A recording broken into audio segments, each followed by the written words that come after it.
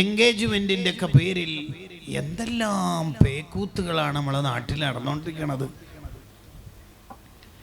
സമ്പത്ത് നശിപ്പിക്കുന്ന ആളെ അള്ളാഹ്ക്ക് വെറുപ്പാന്ന് ഹദീസിൽ വരിക, എന്നിട്ട് ദൂർത്തുമായി നമ്മളൊരു വിവാഹം നടത്തുക, എന്നിട്ട് ആ വിവാഹത്തിൽ എങ്ങനെയാ ബർക്കത്തുണ്ടാവുക?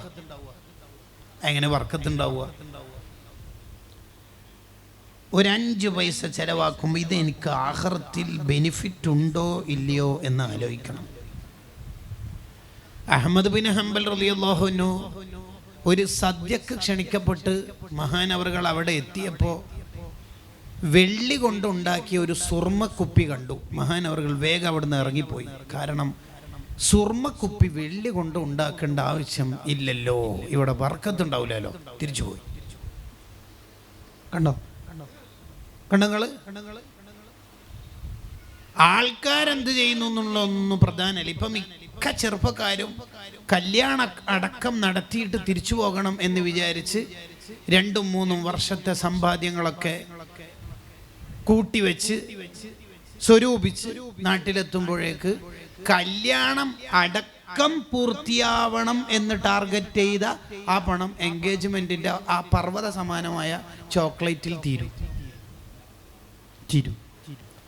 ഈ ചോക്ലേറ്റ് ഒന്നും ആരും തിന്നാനും അല്ല.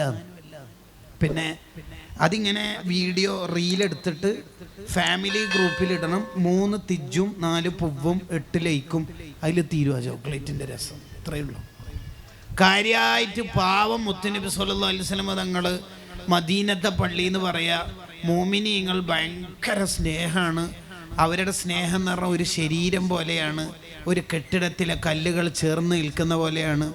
ശരീരത്തിന് ഒരു വിരലിന് ചെറിയ മുറിവ് വന്നാൽ ആ വിരലിനോട് ഐക്യദാർഢ്യം പ്രഖ്യാപിച്ച് ബാക്കി എല്ലാ അവയവങ്ങളും പനി ബാധിച്ചും മറ്റും സഹകരിക്കുന്ന പോലെ മോമിനീങ്ങൾക്ക് എന്തെങ്കിലും വിഷമം വന്നാൽ മറ്റു മോമിനീങ്ങൾ അങ്ങനെ ഐക്യദാർഢ്യം പ്രഖ്യാപിക്കും എന്ന്. ഗസയിലെ മോമിനീങ്ങളോട് നമുക്ക് എന്താ ഐക്യദാർഢ്യം? ചോക്ലേറ്റിൻ്റെ കൂമ്പാരം. ഇന്നലെ ഒരു കല്യാണത്തിന് എല്ലാവരും ഡ്രസ് കോഡ് പച്ച, ഇന്ന് ചുവപ്പ്, നാളെ കറുപ്പ്. ആരോട്? ഇതല്ലേ നമ്മളെ ഐക്യദാർഢ്യം? നമ്മുടെ ജീവിതത്തിൽ എന്തുകൊണ്ട് ബർക്കത്തുണ്ടാവുന്നില്ല എന്ന അടിസ്ഥാന കാരണം, ആ ചോദ്യത്തിൻ്റെ ഉത്തരങ്ങളാണ് ഈ ഹദീസ്. നബി സല്ലല്ലാഹു അലൈഹി വസല്ലം തങ്ങളുടെ സ്വഭാവത്തെ ഒന്നാമത് നമ്മൾ വായിച്ചത് തർക്കുൽ ഫുളൂൽ, ആവശ്യമില്ലാത്തൊന്നും ചെയ്യൂല. വീട് ആവശ്യമില്ലാത്ത രീതിയിൽ കയറ്റിയപ്പോൾ ആ സ്വഹാബിയെ കണ്ടപ്പോൾ മുഖം തിരിച്ചില്ലേ തങ്ങൾ? ഇല്ലേ? ആവശ്യമില്ലാത്തൊന്നും നമ്മൾ ചെയ്യാൻ നിൽക്കാൻ പാടില്ല. ആവശ്യമുള്ളത് മാത്രം ചെയ്യുക. നബി സല്ലല്ലാഹു അലൈഹി വസല്ലം തങ്ങളുടെ രണ്ടാമത്തെ സ്വഭാവം, ഒന്ന് എന്നെ പറഞ്ഞ് തീർന്നത് കൊണ്ടല്ല, വിഷയത്തോട് നീതി പുലർത്താൻ വേണ്ടി ഒന്ന് ജസ്റ്റ് അവിടെ ഒരു സെമി കോളിനിട്ട് രണ്ടാമത്തേതിലേക്ക് പോയതാണ്. അവിടുത്തെ സ്വഭാവത്തിൽ രണ്ടാമത്തേത് കാന അർഫഖന്നാസ്, വളരെ സോഫ്റ്റാണ് നബി സല്ലല്ലാഹു അലൈഹി വസല്ലം. മുത്തുനബി ആരെയും കൂക്കി വിളിക്കൂല. ദൂരത്തുള്ള ആളെ തങ്ങൾക്ക് വിളിക്കണം എന്നുണ്ടെങ്കിൽ ഒരാളെ പറഞ്ഞയച്ചിട്ട് വിളിക്കും, അല്ലെങ്കിൽ തങ്ങൾ തന്നെ അങ്ങോട്ടേക്ക് പോയിട്ട് വിളിക്കും. തങ്ങൾ തല മാത്രം തിരിഞ്ഞു നോക്കണ പരിപാടിയൊന്നുമില്ല. ആരെങ്കിലും തങ്ങളെ വിളിക്കുകയോ തങ്ങൾക്ക് ബേക്കിലുള്ള ആളോട് സംസാരിക്കുകയോ ചെയ്യണമെങ്കിൽ തങ്ങൾ ഫുള്ളായിട്ട് തിരിയും. സോഫ്റ്റാണ് അവിടുത്തെ ഇരുത്തം, നടത്തം, പെരുമാറ്റം എല്ലാം. ആരെയും തങ്ങൾ തുറിച്ചു നോക്കാറില്ല. അത് അവിടുത്തെ കണ്ണിൻ്റെ സോഫ്റ്റ്നെസ്സാണ്. ആരെയും തങ്ങൾ ഇങ്ങനെ തുറിച്ചു നോക്കൂല.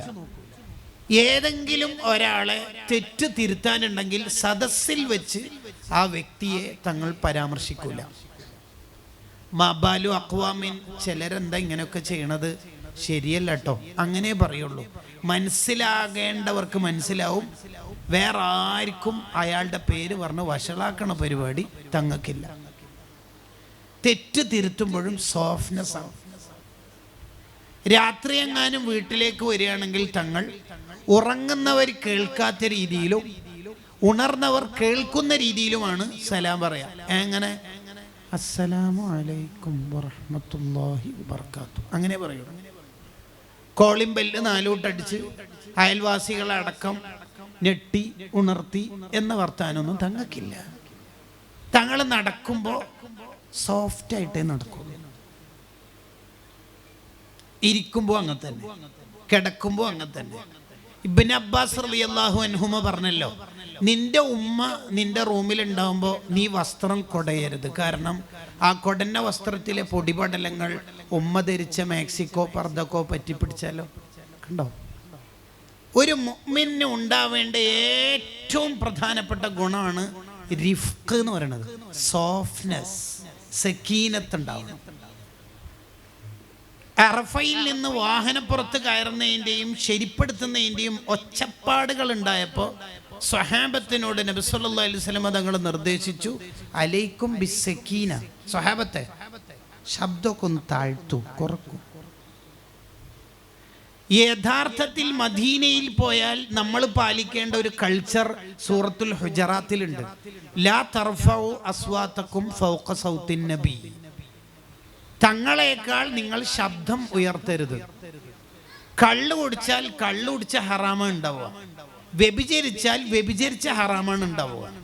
റൗള ഷരീഫിന്റെ അടുത്ത് പോയിട്ടോ തങ്ങളുടെ ജീവിതകാലത്ത് തന്നെയോ അവിടത്തേക്കാൾ ശബ്ദം ഉയർത്തിയാൽ അൻതഹ്ബത അഅമാലുക്കും, അവിടുത്തെ സാന്നിധ്യത്തിൽ വെച്ച് ശബ്ദം ഉയർത്തിയാൽ നീ അറിയാതെ നിന്റെ എല്ലാ അമലും പൊളിഞ്ഞു. കള്ളുടിച്ച വേറെ അമല് പൊളിയല്ല, ആ കള്ളുടിച്ച ഹറാമുണ്ടാവും. ഇതുവരെ ചെയ്ത അമലുകളൊക്കെ പൊളിഞ്ഞു.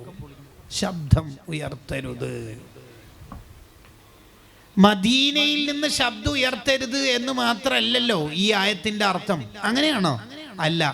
ഹദീസിന്റെ ക്ലാസ്സിലും ശമാഇലിന്റെ ദർസിലും മൗലിദിന്റെ മജ്ലിസിലും എല്ലായിടത്തും ഈ ഒരു സോഫ്റ്റ്നെസ് നമുക്കുണ്ടാവണം. ഈ യഥാർത്ഥത്തിൽ നമുക്ക് മൊത്തത്തിൽ നമുക്കൊക്കെ തോന്നുന്ന പോലെ ഈ ജഗബൊക അല്ലല്ലോ ഇസ്ലാം. അപ്പൊ ഇവിടെ ഒരു വെള്ളം, സ്നാക്സ് അല്ലെങ്കിൽ ഫ്രൂട്ട്സ്, റിഫ്രഷ്മെന്റിന് എനിത്തിങ് എന്തെങ്കിലും ഒന്ന് ഇവിടെ വിതരണം ചെയ്യേണ്ടതെന്ന് വിചാരിക്കാം. ഇനി സാക്ഷാൽ ലാസ്റ്റ് കൊടുക്കണ ചീരണിയാണെങ്കിൽ തന്നെയും ഈ സദസ്സിന് ഒരു അഭംഗിയും ഇല്ലാത്ത രീതിയിലാണ് വിതരണം ചെയ്യേണ്ടത്. മെല്ലെ. അതിനാണ് ചെറുപ്പത്തിലെ കുട്ടികളൊക്കെ സംഘടനാ പ്രവർത്തകരാവണമെന്നും പഠിക്കുന്നത്.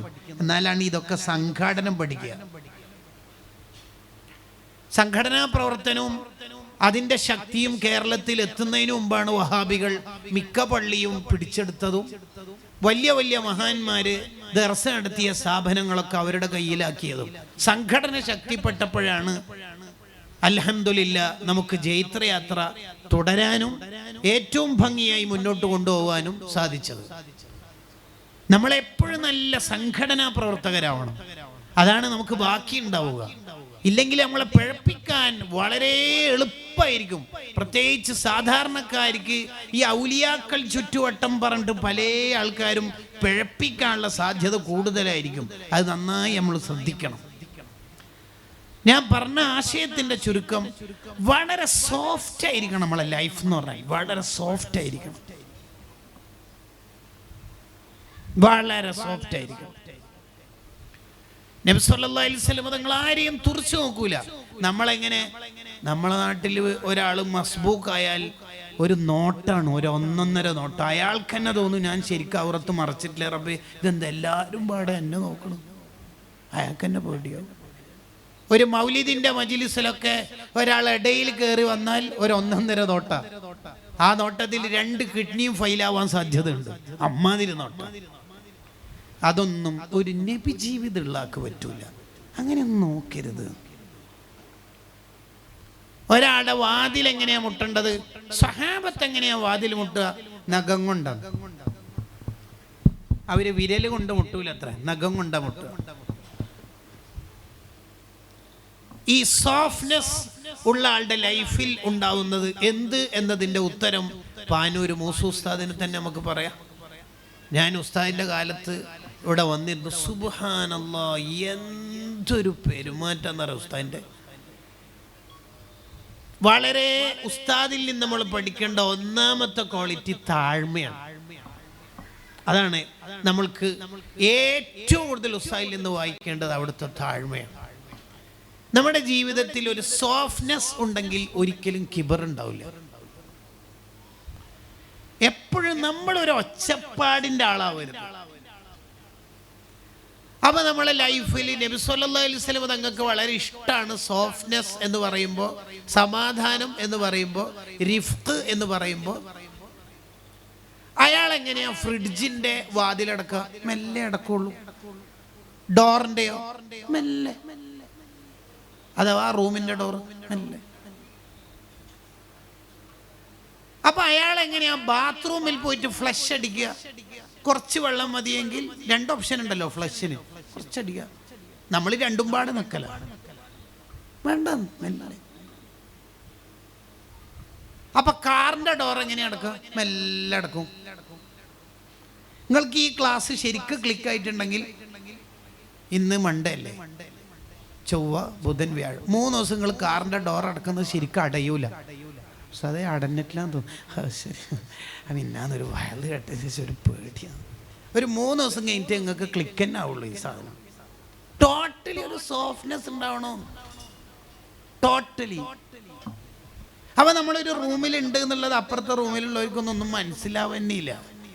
അപ്പൊ ഒരാൾക്ക് വാട്സപ്പിൽ മിസ് കോൾ അടിച്ചാൽ അയാള് ഇപ്പൊ എന്തോ തിരക്കിലാണ് എന്നതുകൊണ്ട് അയാൾ നോക്കിയിട്ടില്ല. അയാള് വിളിച്ചോണ്ടിരിക്കരുത്. ശരിക്കും നമ്മൾ വാതിൽ മുട്ടിയാൽ തന്നെ പാലിക്കേണ്ട നിയമം എന്താ അറിയോ? 2ാമത് വാതിൽ മുട്ടുന്നതിൻ്റെയും 1ാമത് വാതിൽ മുട്ടിയതിൻ്റെയും ഇടയിൽ 4 റക്അത്തിന്റെ ഗ്യാപ്പ് ഇടണം എന്നാ. അങ്ങനെയാ. നമ്മളൊരു വീട്ടിൽ പോയാൽ എങ്ങനെ? അവിടെയും സോഫ്റ്റ് ആയിട്ട്, ഉദാഹരണത്തിന് നമ്മളൊരു ഗസ്റ്റ് ആയിട്ട് ഒരു വീട്ടിലേക്ക് പോയി, ആ വീട്ടുകാർ നമ്മളോട് പറഞ്ഞു ഇവിടെ ഇരിക്കുന്നു, എന്നാൽ അവിടെ തന്നെ ഇരിക്കണം. വേണ്ട വേണ്ട, ഞാൻ ഇപ്പം ഇരുന്നോളാം. നോ. കാരണം ഇവിടെ ഇരിക്കാൻ ആ വീട്ടുകാർ പറയണത് കിച്ചണിൽ പെരുമാറുന്നതൊന്നും കാണണ്ട എന്ന നിലയിലായിരിക്കും. അത് ആ വീട്ടുകാർക്ക് അറിയുള്ളൂ. ഒരു സ്ഥലത്ത് നമ്മൾ ഇരുന്നാൽ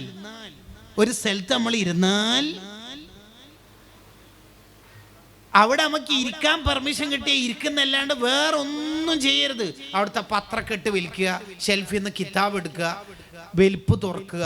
അയ്യേ, വളരെ മോശമല്ലേ അതൊക്കെ? നമ്മൾ ചെയ്യരുത്. ചില നാട്ടിലൊക്കെ വയലിന് പോയാൽ ഭക്ഷണം കഴിക്കാനൊക്കെ ഒരു വീട്ടിലേക്ക് ക്ഷണിച്ച് കൊണ്ടുപോയാൽ ആ നാട്ടുകാർ മൊത്തം ആ വീട്ടിൽ കാണാം. നിങ്ങളെല്ലാം ക്ഷണിച്ചിട്ട് തന്നെയാ വന്നത്. പിന്നെ ഇവിടുത്തെ ശൈലി അങ്ങനെയാണ്. എങ്ങനെ പറ്റുക? അനുമതി ഇല്ലാത്ത ഏതെങ്കിലും ഒരു ഫുഡ് നമ്മളെ വയറ്റിലെത്തിയാൽ 30 കൊല്ലത്തേക്ക് നിസ്കാരത്തിന്റെ ഖുശൂ അങ്ങ് പോകും. 30 കൊല്ലം. ജൂനിയേഴ്സിനെ കൊണ്ട് സീനിയേഴ്സ് ബില്ലടപ്പിക്കലുണ്ടല്ലോ, പിടിച്ചു പറയണത്. കോളേജിലെ റാഗിങ്ങിന്റെ പുതിയ സ്റ്റൈലേ, ഫുഡ് കഴിച്ചിട്ട് ജൂനിയേഴ്സിനോട് പറയാം ബില്ലടക്കണം എന്ന്. 30 കൊല്ലം നിന്റെ ജീവിതത്തിലെ ഇബാദത്തിന്റെ ആനന്ദം ഡിലീറ്റ് ആക്കും. ഇമാം ഷാറാനി റഹ്മഹുല്ലാ തന്റെ ഹാദിൽ ഹാഇരീൻ ഇലാ റുസൂമി അഖ്ലാഖിൽ ആരിഫീൻ എന്ന കിതാബിൽ എഴുതി വെക്കുന്നു. പറ്റില്ല. അങ്ങനെ ചില ആൾക്കാരുണ്ട്, നേരെ കിച്ചണിലേക്കെല്ലാം പോകും. നമ്മളെ കുടുംബം പോലെയാണ് ഉസ്താദ് മൊത്തത്തിൽ. പച്ച ഹറാമല്ലേ? അതൊന്നും പറ്റില്ല. നമ്മളൊരു വീട്ടിൽ ഫുഡ് കഴിക്കാൻ ആരോ ക്ഷണിച്ച, അല്ലെങ്കിൽ ആ വീട്ടുകാരെന്നെ ക്ഷണിച്ച് അവിടെ എത്തിന്ന് കരുതുക. ആ ഫുഡ് നമ്മൾ കഴിക്കാന്നല്ലാണ്ട് ആ വീട്ടിലെ പൂച്ചക്ക് ഫുഡ് കൊടുക്കാൻ പറ്റും നമുക്ക്? അത് ആ വീട്ടുകാരൻ ചെയ്യേണ്ട പണിയാണ്, നമ്മളല്ല. ഭാവനെ, നിനക്ക് അനുമതി ഉണ്ടായിന്? ആ വീട്ടിലെ പൂച്ചക്ക് ഫുഡ് കൊടുക്കേണ്ടത് സ്വാഹിബു ഹാദിഹി ദാർ, ഈ വീട്ടിന്റെ ഉടമസ്ഥനാണ്, നമ്മളല്ല. നമ്മൾ ശ്രദ്ധിക്കണം. ഇനി നമ്മുടെ വീട്ടിൽ ഒരു ഗസ്റ്റ് വന്നാലോ, അവിടെയും കുറെ സോഫ്റ്റ്നെസ് കാണിക്കണം. അതെ, ആ ഗസ്റ്റിന് ഏറ്റവും പുതിയ ടർക്കി ആയിരിക്കണം കൈ തോർത്താൻ കൊടുക്കേണ്ടത്. മിൻ അദബിൽ ഇസ്ലാം എന്ന ഗ്രന്ഥത്തിൽ കാണാം. ഏറ്റവും പഴകിയ ടർക്കി അല്ല. ബാത്റൂമിൽ ഏറ്റവും നല്ല സോപ്പായിരിക്കണം. ബാത്റൂമിൽ നല്ല സോപ്പ്. ബാത്റൂമിൽ ഇടുന്ന ചെരുപ്പൊക്കെ ഒരു ഫ്രഷ് ആയ ചെരുപ്പായിരിക്കണം. വൃത്തി വേണം. ആ അതിഥി തിന്നുന്നത് നമ്മൾ നോക്കാൻ പാടില്ല. നമ്മളെ നാട്ടിൽ നേരെ ഉൾട്ടയാണ്. ഒരാൾ അതിഥിയായിട്ട് വന്നാൽ ആ അതിഥി ഭക്ഷണം കഴിക്കുമ്പോൾ 6 ആള് ബേക്കിൽ നിന്ന് ഖുറാ മോഡല്, എന്നിട്ട് കറക്റ്റ് മഹലിലെ മുഴുവനാക്കും അറിയാം. ഇന്ന് വേളന് വന്ന ഉസ്താദ് 2 ചപ്പാത്തി 1 ഇഡ്ഡലി നെയ്ച്ചോറ് കുറച്ചും പുഡിങ് 1 സ്പൂണുമാണ് കഴിച്ചത്. മഹലിൻ്റെ വാട്സപ്പ് ഗ്രൂപ്പിൽ അപ്ഡേറ്റ് ചെയ്യാവുന്നതാണ്. എന്തൊരു മോശമാണ് ഈ പരിപാടി, എന്തൊരു മോശമാണ്. എപ്പോഴാണ് നമ്മളൊന്ന് കൾച്ചേർഡ് ആവുക? ഒന്നാമത് നമ്മളെ കൺട്രോൾ ചെയ്യണത് മദീന അല്ല, അതാണ് നമ്മളെ പ്രശ്നം. നമ്മളെ പുതിയ തലമുറനെ കൺട്രോൾ ചെയ്യണത് ഇൻസ്റ്റഗ്രാമാണ്. ഇൻസ്റ്റഗ്രാമിൽ എന്താണോ വന്നത് അത് നമ്മളിങ്ങനെ നമ്മളെ കുടുംബത്തിലേക്ക് കൊണ്ട് നടക്കുക. ആ പരിപാടിയൊക്കെ നിർത്തിയിട്ട് നമ്മെ മദീന കൺട്രോൾ ചെയ്യണം. ഒരാളുടെ ജീവിതത്തിൽ റിഫ്ക് ഉണ്ടെങ്കിൽ, സോഫ്റ്റ്നെസ് ഉണ്ടെങ്കിൽ അയാളിൽ ഇല്ലാ സാനഹു, നബി സല്ലല്ലാഹു അലൈഹി വസല്ലം തങ്ങൾ പറയാ, അയാളുടെ ജീവിതത്തിന് വലിയ ബ്യൂട്ടി ആയിരിക്കും, വലിയ ഭംഗിയായിരിക്കും, വലിയ ഭംഗിയായിരിക്കും. അപ്പോൾ ഒച്ചപ്പാടുകളില്ലാത്ത ലൈഫ്. ഗസാലി ഇമാം റഹിമഹുല്ലാഹി ഹിയയിൽ പറഞ്ഞല്ലോ, വീട്ടുകാരോ അല്ലെങ്കിൽ അതിഥികളോ ഭക്ഷണം കഴിക്കുന്നത് നോക്കുന്ന കുട്ടികളുണ്ടാവും, അവരെയും നിരുത്സാഹപ്പെടുത്തണം. മോനെ നീ എന്താ അവിടെ ഇരുന്ന് നോക്കുന്നത്, മോൻ ഇങ്ങോട്ട് വാ. അവരെയും നിരുത്സാഹപ്പെടുത്തണം, അവർക്കും ഇത് പഠിപ്പിച്ചു കൊടുക്കണം. വർത്തമാനങ്ങളിലൊക്കെ ജഗബൊകയൊന്നും ഉണ്ടാവരുത്. ഗസാലി ഇമാം അത് പറയുന്നുണ്ട്. കുട്ടികൾക്ക് ഇല്ലാതെ ശ്രദ്ധിക്കണം. അതിനെ നന്നായി അല്ലാമ അംബാബി തൻ്റെ റിയാദുൽ സുബ്യാനിൽ വിശദീകരിക്കുന്നുണ്ട്. അങ്ങനെ പറഞ്ഞ എന്താ അർത്ഥം? എൻ്റെ ഉപ്പ നാളെ ഖത്തറിന്ന് വരും, എനിക്കത് കൊണ്ടുവരും, ഇത് കൊണ്ടുവരും, അങ്ങനെയൊക്കെ വളരെ പൊങ്ങച്ചം പറയുന്ന കുട്ടികളുണ്ടാവും. നമ്മളെ മക്കളോട് പറയാ, ഒരാളോട് നീ സ്കൂളിൽ മദ്രസയിൽ പോയിട്ട് അത് പറയരുത് കേട്ടോ, എത്രയോ പാവങ്ങളുണ്ടാവും. നീ എന്താടാ എല്ലാ ആൾക്കാരും ഇങ്ങനെ സാധനം വാങ്ങിയിട്ട് വരുന്നു, നീ എന്താ ഇങ്ങനെ യാചകനാ? ഓൻ്റെ ബർത്ത്ഡേ മറ്റോൻ്റെ മറ്റേത് ഇങ്ങനെ ഓരോ സാധനം വാങ്ങി, നീ എപ്പോഴെങ്കിലും അങ്ങോട്ട് കൊടുത്തിനോ? വാങ്ങുന്നതിനെ നിരുത്സാഹപ്പെടുത്തിയിട്ട് കൊടുക്കലിനെ പ്രോത്സാഹിപ്പിക്കണം, എങ്കിലാണ് മക്കൾ സ്വാലിഹീങ്ങളാവുക എന്ന് കിതാബിൽ എഴുതി വെക്കുന്നത്. കുട്ടികൾക്ക് എപ്പോഴും ഷെയർ ചെയ്യാൻ പഠിപ്പിച്ചു കൊടുക്കണം. കുട്ടികൾക്ക് പഠിപ്പിച്ചു കൊടുക്കണം. ഗസാലി ഇമാം പറയാം, കുട്ടികൾക്ക് ഷെയർ ചെയ്യാൻ പഠിപ്പിക്കണം എപ്പോഴും.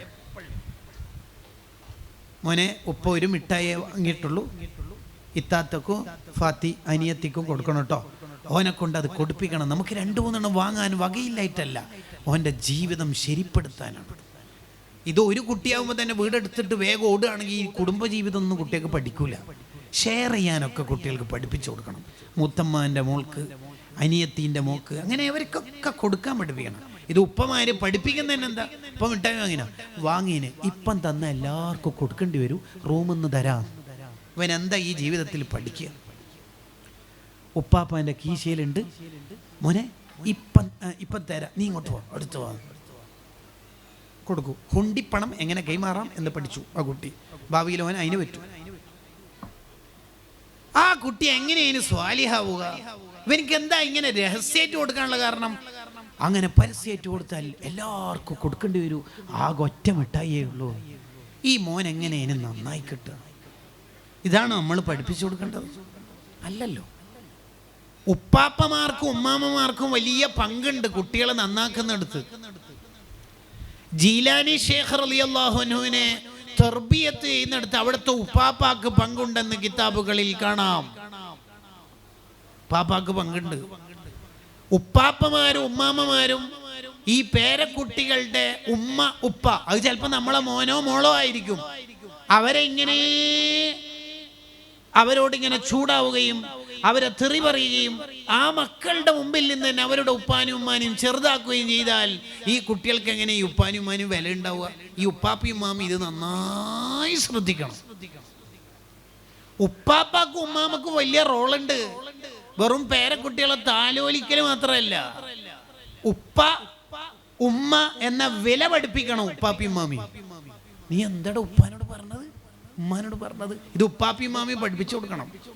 വാ മോനെ, എൻ്റെ ഉപ്പ എപ്പോൾ അങ്ങനെ തന്നെ എന്നല്ല പറയേണ്ടത്. എത്രയോ മക്കളുടെ ജീവിതത്തിൽ കാണാം, അവരുടെ നന്നാക്കുന്നിടത്ത് ഉപ്പാപ്പമാർ ഉമ്മാമ്മമാർ വലിയ റോള് വഹിച്ചിട്ടുണ്ട്.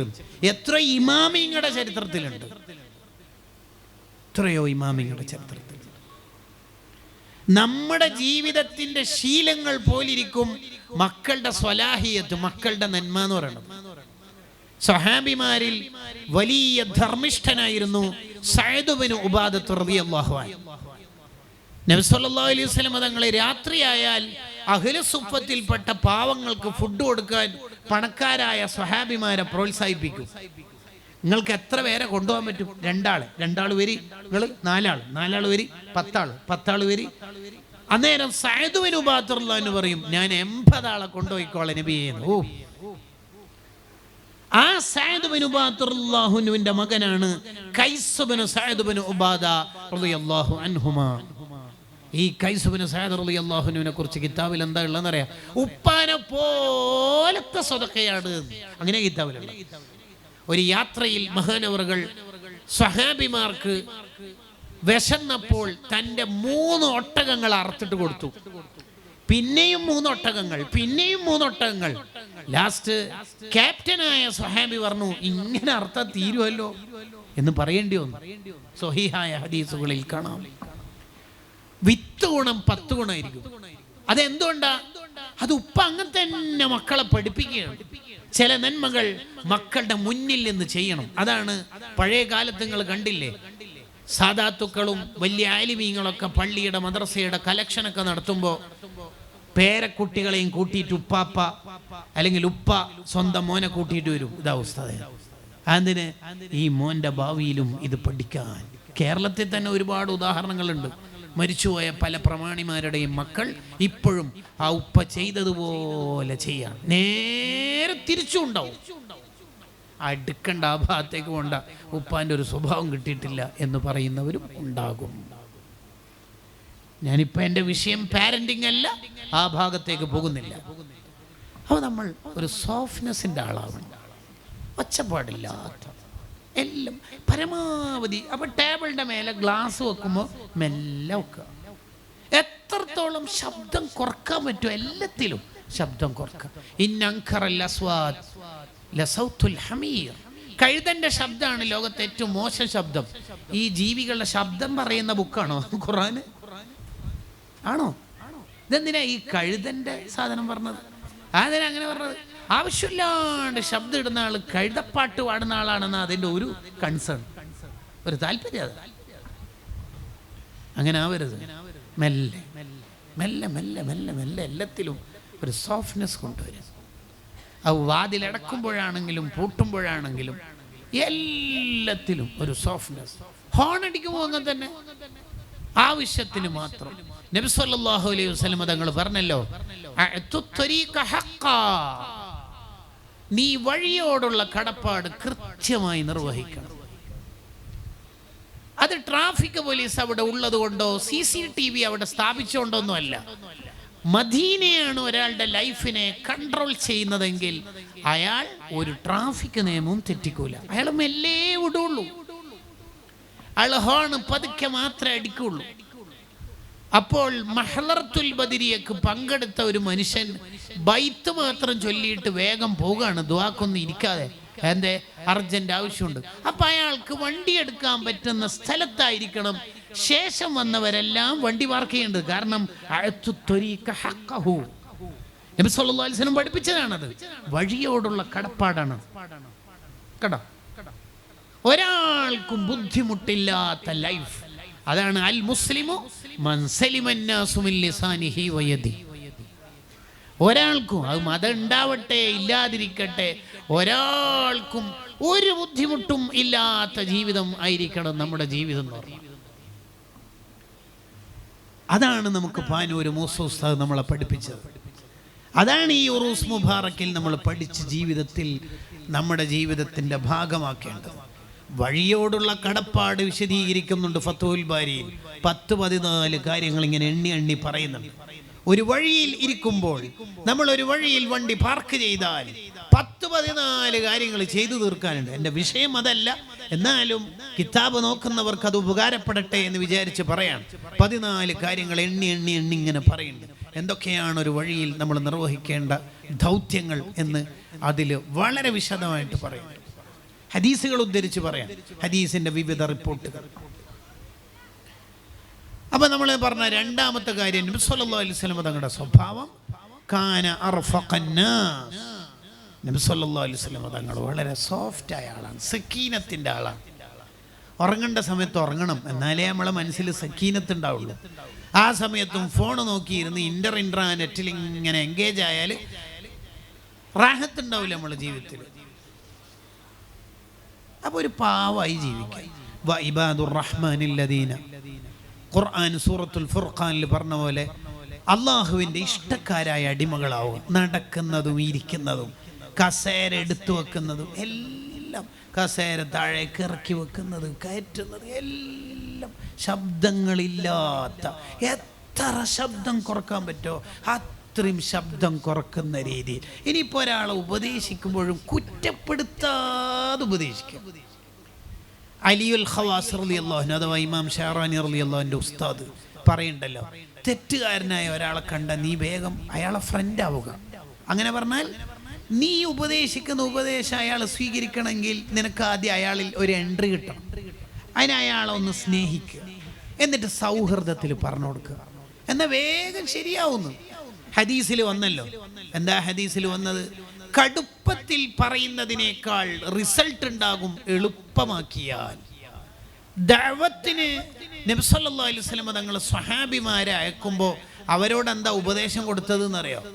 മുആദ് ബിൻ ജബൽ റളിയല്ലാഹു അൻഹു, അബൂ മൂസ അശ്ശരി റളിയല്ലാഹു അൻഹു, ആരെ പറഞ്ഞേക്കുമ്പോൾ നബി സല്ലല്ലാഹു അലൈഹി വസല്ലം തങ്ങൾ എന്താ പറയാ? യസ്സിറാ വലാ തുഅസ്സിറാ, പ്രയാസപ്പെടുത്തരുത് കേട്ടോ, എളുപ്പാക്കണേ. ബശ്ശിറാ വലാ തുനഫിറാ, വെറുപ്പിക്കരുത് കേട്ടോ, സന്തോഷിപ്പിക്കണേ എല്ലാവരെയും. കണ്ടോ, സന്തോഷിപ്പിക്കണം എല്ലാവരെയും. ഞാൻ മുടി എന്താടാ ഇങ്ങനെ എന്ന് ചോദിക്കുന്നതിന് പകരം മുടിയും കൂടി മുറിച്ചിനെങ്കിൽ മോൻ വളരെ ഭംഗിയുള്ള മോനാകും എന്ന് പറയുന്നതിലേക്ക് നമ്മളെ ആൾക്കാരൊക്കെ ഒന്ന് വന്നാൽ, ചെറുപ്പക്കാരൊക്കെ അല്ലേ ഈ ഡെക്കറേഷനൊക്കെ കത്തിച്ചത് അല്ലേ? നിങ്ങൾ ഏത് നബിദിന പരിപാടിയായാലും ഏത് ഉറൂസ് മുബാറക്ക് ആണെങ്കിലും നിങ്ങൾ ശ്രദ്ധിച്ചു നോക്ക്.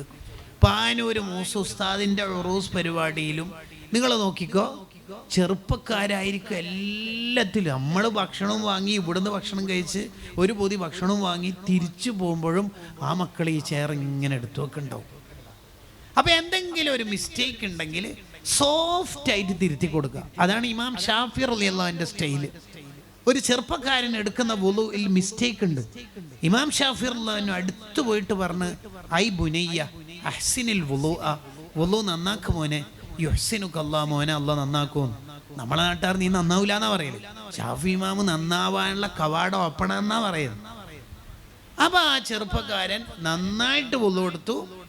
എന്നിട്ട് ഇമാം ഷാഫി റളിയല്ലാഹുവിനെ പരിധി പിടിച്ചിട്ട് എനിക്ക് കുറച്ച് ഉപദേശം തരുമോ എന്ന് ചോദിച്ചു. കണ്ടോ? അപ്പൊ മെമ്പർഷിപ്പ് ചേർക്കുന്ന സമയത്ത് തോളത്തെ കൈവച്ച് ചേർത്തോണ്ട് അസുഫ ദർസിന് വിളിക്കാണ്ട് തന്നെ വന്നു എന്നാണ് അതിൻ്റെ അർത്ഥം. അങ്ങനെയാണ് നമ്മളെ സ്വഭാവത്തിൽ മനുഷ്യന്മാരെ ആകർഷിക്കണം. എന്നെ കണ്ട പിള്ളേർക്കെല്ലാം മരണം പേടിയാണ്. അത് പാമ്പിനെ കണ്ടാലും അങ്ങനെ തന്നെ. അത് വലിയ അഭിമാനമാക്കരുത് എന്നാണ് കിതാബിൽ പറയണത്. അങ്ങനെയൊന്നും ആക്കണ്ട. നബി സല്ലല്ലാഹു അലൈഹി വസല്ലം ഞങ്ങൾ വീട്ടിലേക്ക് കയറിയ കുട്ടികളെ കോടി വന്ന് മടിയിലിരുന്ന് ഷോൾഡറിലിരുന്ന് അവിടുത്തെ പിടിച്ച് തൂങ്ങി അവിടുത്തെ വാഹനമാക്കി ഉപയോഗിച്ച്. കണ്ടോ? നമ്മളെ വർത്തമാനത്തിലും കുറ്റപ്പെടുത്താതിരിക്കുക. മനുഷ്യന്മാർക്ക് കുറ്റപ്പെടുത്തൽ തീരെ ഇഷ്ടമല്ല, അതൊരു വെറുപ്പാണ്. മനുഷ്യന്മാർക്ക് അത് കേൾക്കുമ്പോൾ തന്നെ വെറുപ്പുണ്ടാവും. അതാണ് ഹദീസിൽ പറഞ്ഞത്, സോഫ്റ്റ് ആയിട്ട് പറയുന്നതിൻ്റെ റിസൾട്ട് ഒരിക്കലും കടുപ്പായിട്ടുണ്ടാവില്ല. അതുകൊണ്ട് തന്നെ ഇനി സംഘാടകരോടും കൂടി പറയാം, സംഘാടകരും ഒരു വയലിൻ്റെ വിഷയമൊക്കെ ഇടുന്ന സമയത്ത് നാട്ടുകാർക്ക് ആ വയലിന് വരണമെന്ന് തോന്നുന്ന വിഷയം ഇടുക. പുതിയ തലമുറ എങ്ങോട്ട്, ഇനി ഏതെങ്കിലും ഒരു പുതിയ തലമുറ അതിൽ വരോ, ഷൊർണൂരേക്ക് ഉത്തരവ് എഴുതിയിട്ട് വയൽ പിരിച്ചു വിട്ടാൽ എത്തനായി. ഈ നെഗറ്റീവ് സ്ലാങ് ഉള്ള ഒരു വിഷയം ഇടരുത്. ആത്മഹത്യ പെരുകുമ്പോൾ ലഹരിയെ കൊല്ലുന്നു, യുവതയെ കൊല്ലുന്നു, ഇങ്ങനെ അങ്ങനെയൊക്കെ ഒഴിവാക്കിയിട്ട് പരമാവധി നമ്മൾ പോസിറ്റീവ് എനർജി കൊടുക്കുക.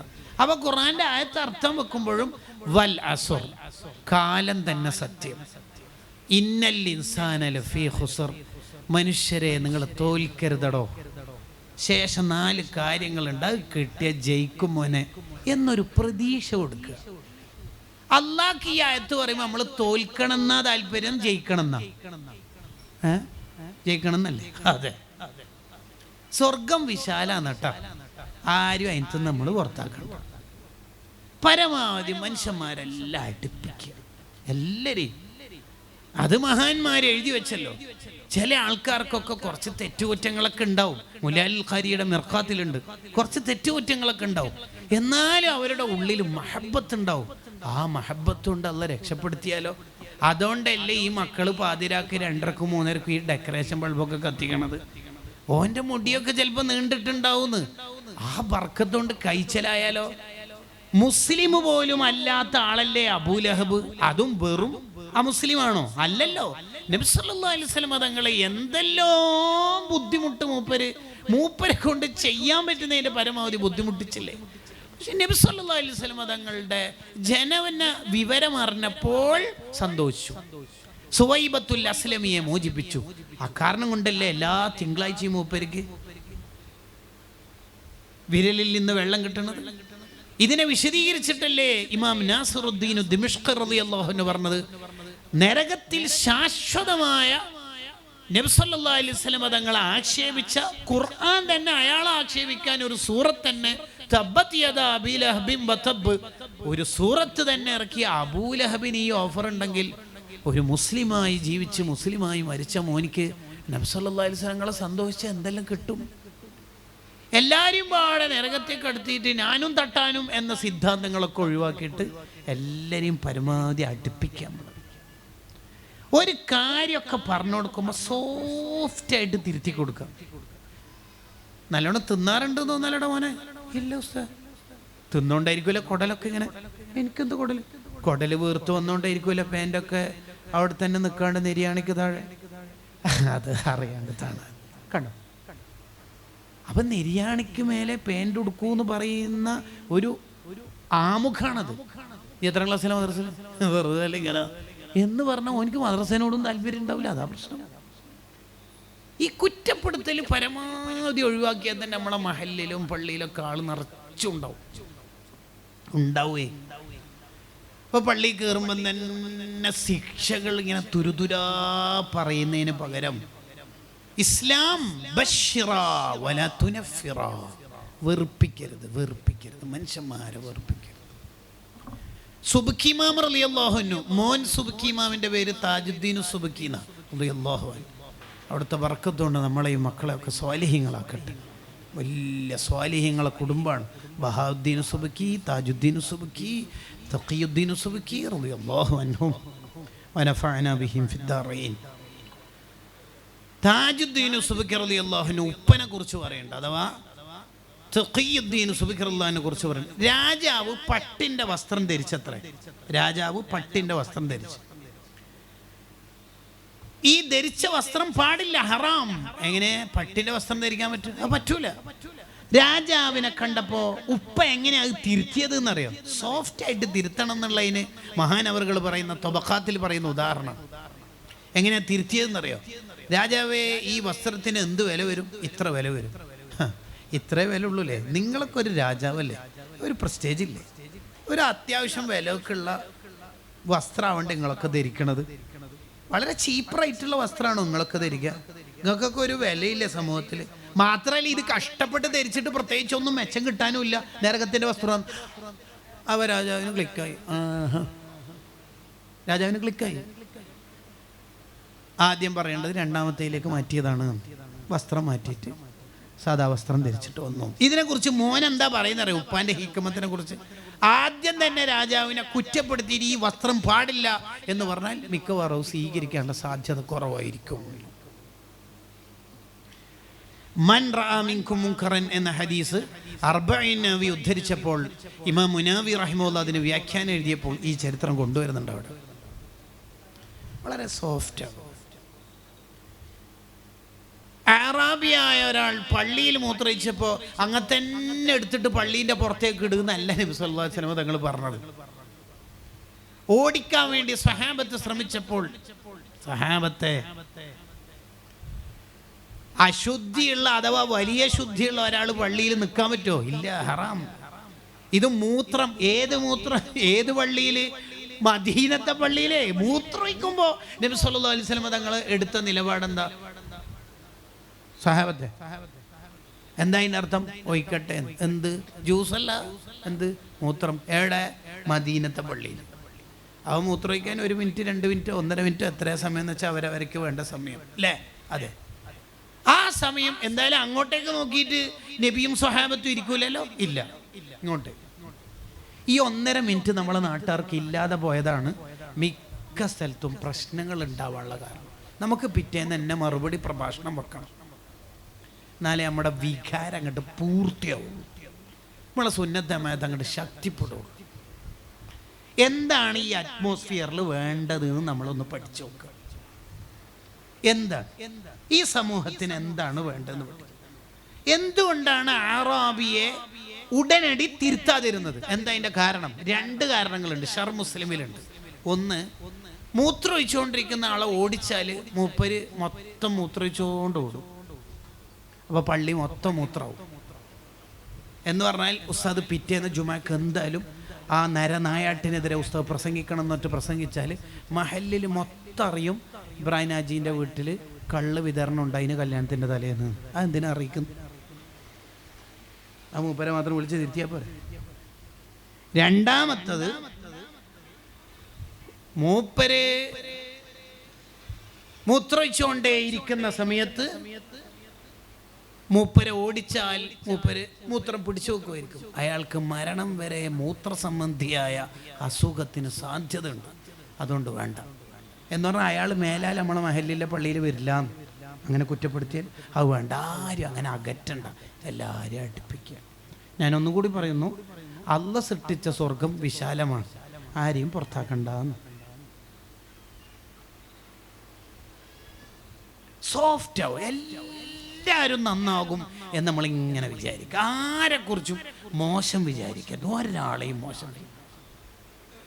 ചില ആൾക്കാർ ആരെ കണ്ടാലും, ഒരാൺകുട്ടിയും പെൺകുട്ടിയും തമ്മിൽ സംസാരിക്കുന്നുണ്ടെങ്കിൽ ഈ ഇപ്പോഴത്തെ പിള്ളേരല്ല ചെറുപ്പത്തിൽ തന്നെ ഒരു നാണമാണ്.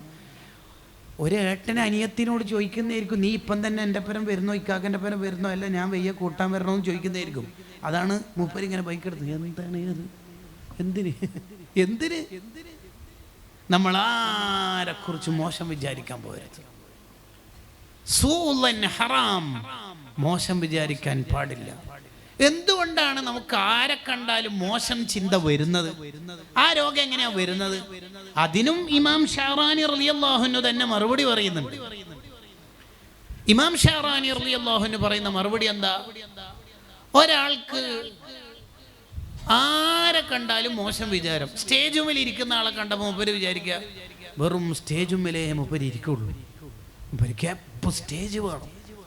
വേറൊരാൾ കണ്ടാൽ അയാൾ എനിക്ക് തീരെ പിടിക്കില്ല, പണ്ടേ പിടിക്കില്ല. മറ്റേയാളോ മറ്റേ പിന്നെ പറയണ്ട എന്ന് പറയാം. ലോകത്തെ എല്ലാവരും മോശം, മഹാനായ ഞാൻ മാത്രം നല്ല ആൾ. അതാണ് മൂപ്പരുടെ ഒരു നിലപാട്. ഈ ചിന്ത ഒരാൾക്ക് എന്തുകൊണ്ടാണ് വരുന്നത്? ഹലാലല്ലാത്ത ഫുഡ് മൂപ്പര് എന്നെങ്കിലും കഴിച്ചിട്ടുണ്ടോ?